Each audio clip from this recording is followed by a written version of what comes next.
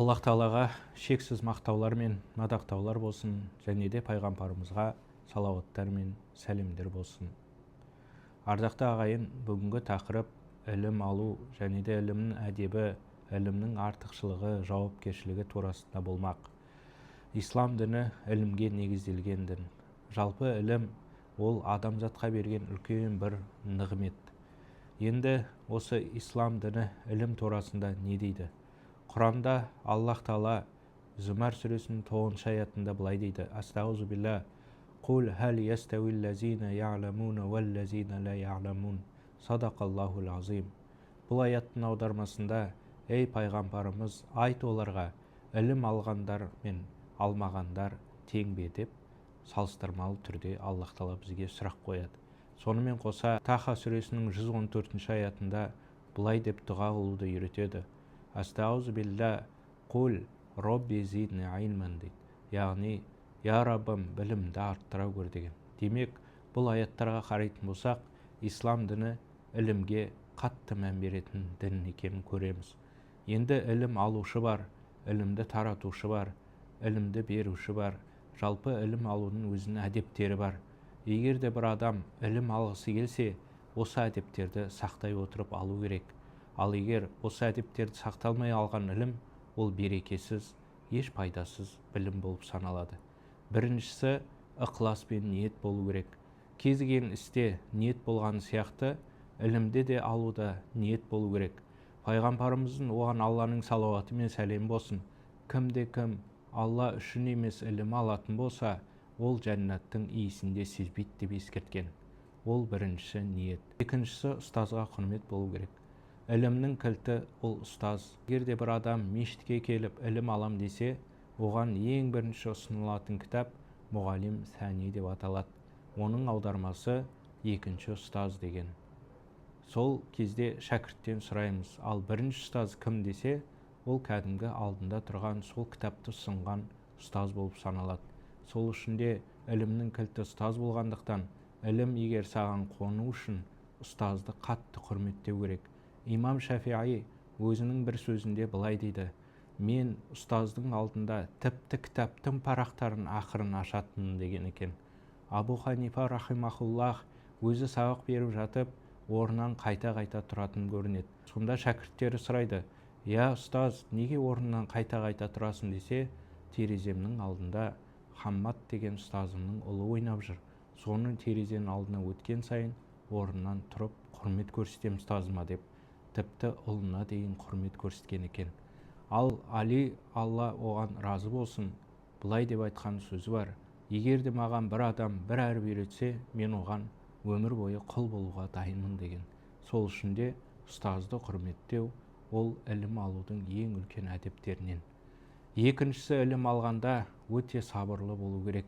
Жалпы ілім бір күнде ғана келетін нәрсе емес. Ілімге айлап, жылдап қол жеткізілетін үлкен бір нығмет. Сол үшін де ілім алар кезде ата-бабаларымыз айтқан сияқты, ілім инемен құдық қазғандай дейді. Демек, ілім алғанда өте қатты сабырлық керек, тұрақтылық керек. Кез келген істе сабырлық болғаны сияқты, осы ілімге де қатты сабырлы болу керек. Бір күні имам Ахмад өзінің шәкірттерімен отырған кезде бір кісі келіп оны әдейілеп балағаттайды, не істейді екен деп. Имам Ахмад үнсіз оның айтқан сөздерін тыңдап болып, былай деп сабырлықпен жауап берген: сенің айтып отқандарың барлығы дұрыс болса, Аллах Тағала мені кешірсін. Ал егер оның бәрі өтірік болса, Аллах Тағала сені кешірсін деп жауап берген. Міне, ілім алудағы тағы да бір әдеп ол сабырлы және тұрақтылық болу керек екен. Ал ілімнің тағы бір әдебі сол алған ілімге амал ету. Аллах Тағала Құран кәрімде былай деді: Астағузу билла, лима тақулуна ма ла яфхалун. Неге сендер айтасыңдар, өздерің істемейсіңдер деп ескертеді. Сол үшін де ілім алған кезде оған міндет түрде амал ету керек екен. Абдулла ибн Масғуд өзінің мынандай бір сөзі бар: біз бір 10 аят жаттағанда, келесі 10 аят жаттау үшін алдыңғы жаттаған аятқа амал істемей кіріспейтінбіз деген. Сол үшін де ілімге екіншісі амал ету керек екен. Ілімге амал етпеген адамды Аллах Тағала Құранда есекпен теңейді. Және ол есек үстіне кітап арқалаған есек деп суреттеген. Сол үшін де білім алғаннан кейін оған амал етіп, біреуге үйретіп, немесе соған амал етіп, қоршаған ортаға бір пайдаңды тигізу керек екен. Ал ілімнің жауапкершілігі өте мол. Жалпы алған ілімге жауапкершілікпен қарап, кез келген жалған ақпараттарға ілесіп кетпей, өз ілімінде тұрақтылықты таныту керек. Жалпы ілімді алғаннан кейін басқа біреуде үйретуде үлкен бір жауапкершілігіңіз бар. Сіз біреуге үйреткеннен кейін, ол сол ілімге амал істеген сайын, сол сауап сізге жазылады. Ал сол алған ілімге ол күнә істеген сайын, сізге сол күнә жазылады деп жауапкершілігін сезіне отырып үйрету керек. Құрметті бауырлар, қазіргі кезде қоғамдағы әртүрлі ақпараттар, немесе интернет жүйесіндегі үйренген ілімдер, олардың баршасы адамға дұрыс жол емес, немесе дұрыс бағыт беретін жол емес. Ілімді ұстаздың алдында дұрыс білетін, шын ықыласпен ұстазды құрметтей отырып алыну керек.